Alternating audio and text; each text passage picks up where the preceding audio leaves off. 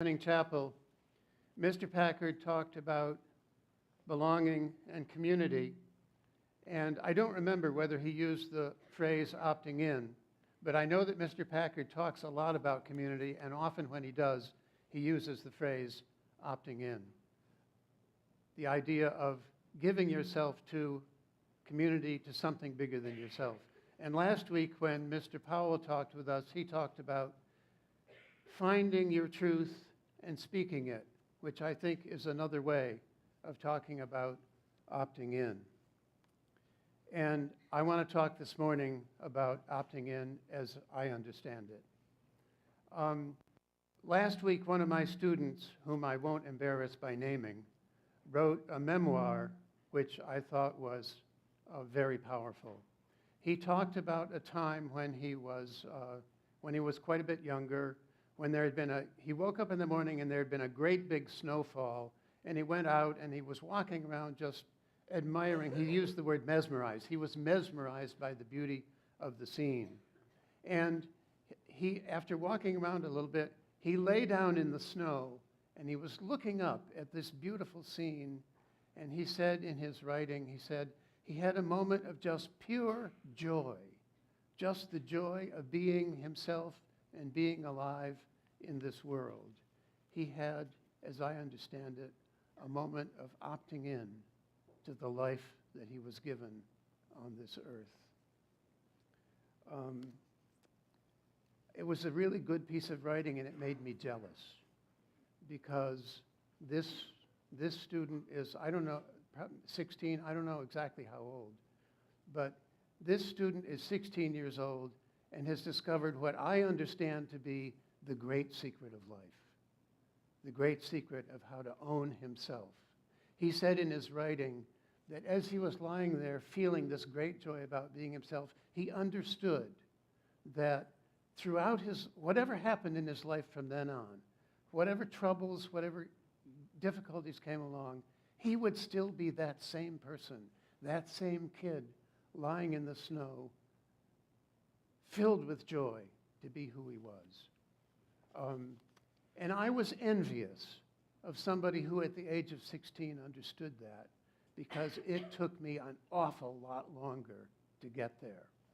When I was 14, which was 60 years ago, I got on a passenger train in southern Indiana to head off to be a boarding student at the Lawrenceville School. Nobody in southern Indiana even knew what a boarding school was.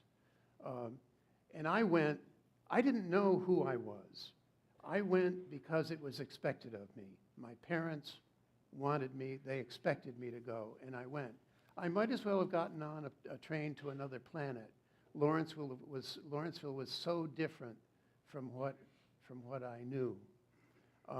My mother was delighted that I was going, for about 2 weeks, my mother was delighted that I was going to Lawrenceville, until the woman next door came and said, "Oh, where's Jimmy? We haven't seen him for a couple of weeks."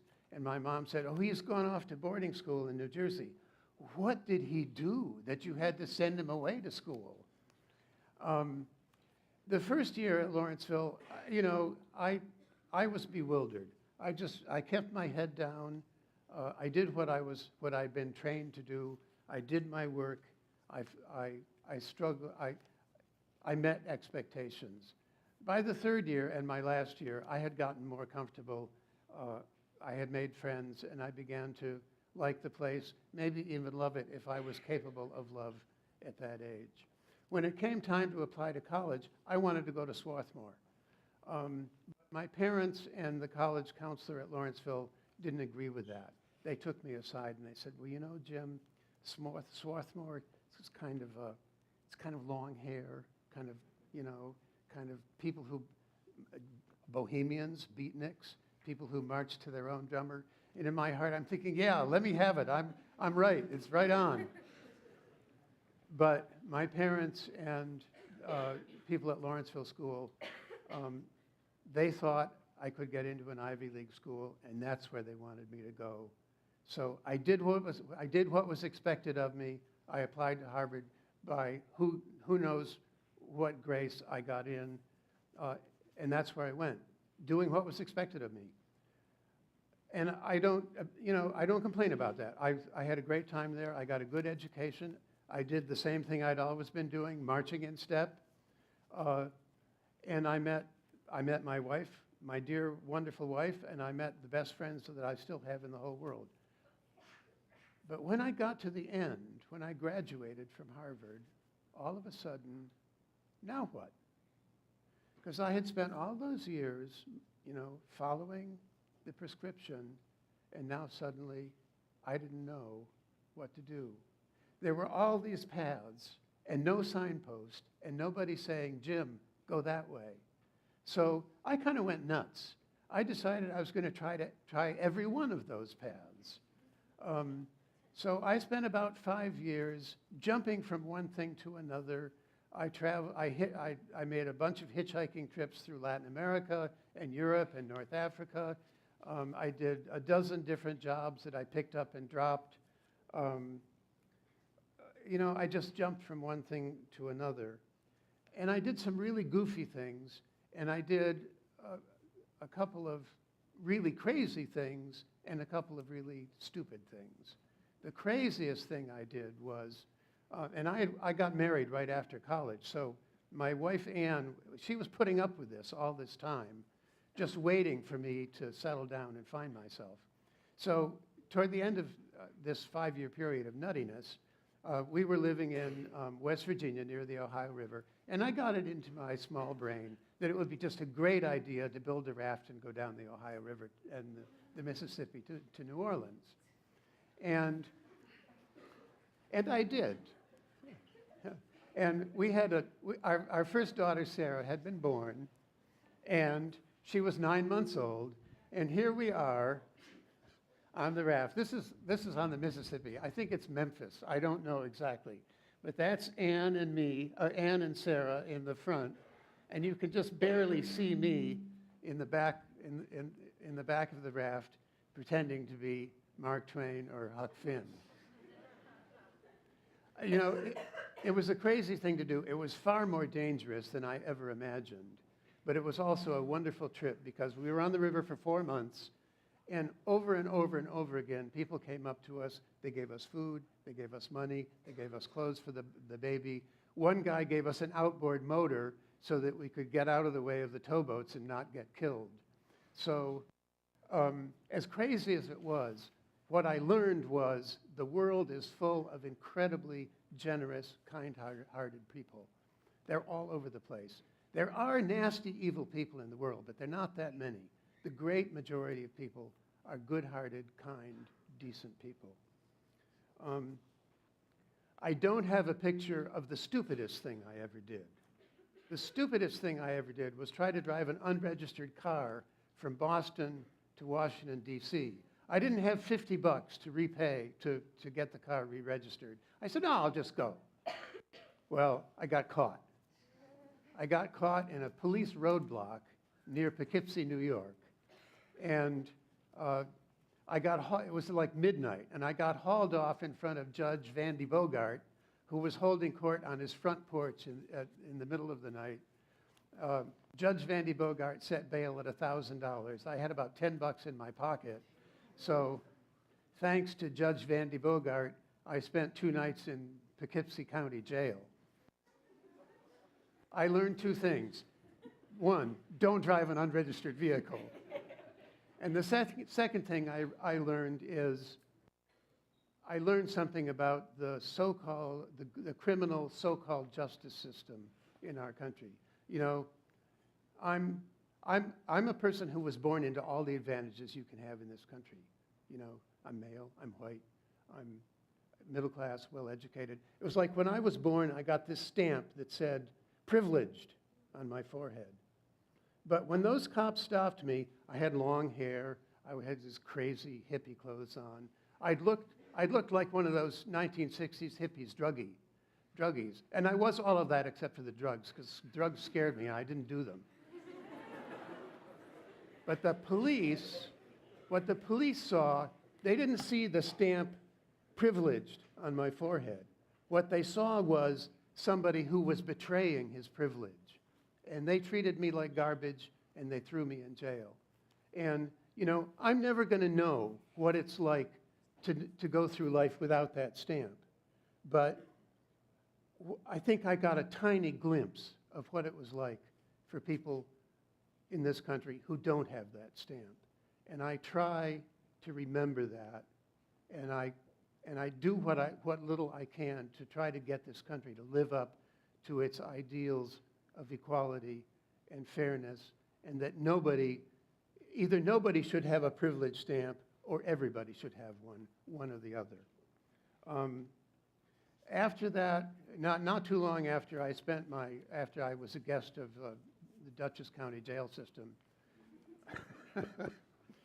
you know, I hit the wall. I'd been goofing around for 5 years, and suddenly I just hit the wall. I thought, and for the first time, I mean, I've been going all over the world looking for the answer. For the first time, I looked in the right place where it can be found. I looked in the mirror. And for the first time, I think in my life, I looked at myself, I took a good look at myself, and I said, who am I? What am I doing? What am I doing with my life? And the most important question, what do I care about? And is there anything or anybody that I care about more than myself? And for me, asking the question was the beginning of opting in.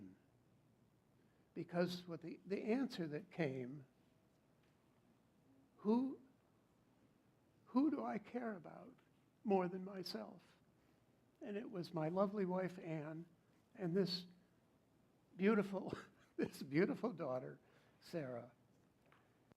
And, you know, something unlocked in my heart. You know, some feelings that I just kept crammed down there and put a lock on came open. And I didn't unlock it, it unlocked itself. But suddenly, this feeling of love that I didn't know just welled up in me. And it became like a tidal wave, like a tsunami. And it picked me up and it carried me out of myself to some other place, some other dimension, where there was a light brighter than the sun and a joy and a power and a love that I can't even begin to describe. And I was out of my body and I was out of my brain, but I was able to have one thought. And the thought was, oh, this is what people mean when they talk about God. Now, I know, and I've been made aware that talking about God makes some people uncomfortable in this space. And I understand that, and I don't want to make people uncomfortable. But I want to share that my understanding that this thing we call God, Allah, Brahman, enlightenment, Tao, the way, whatever name we give it, my understanding is that transcendent love, that moment of joy that happens when we opt in all the way to the life that we're given. You know, people create religions, all this bundle of stuff, these songs and stories and scriptures and you know, rituals and dances and all kinds of things. People create those things to celebrate that moment of joy, that moment of transcendent love. And then what they do is they forget about transcendent love and they begin to worship the stuff. And I know that a lot of you are concerned. You're saying, don't push me into that stuff. And you're right. Because the stuff isn't what matters.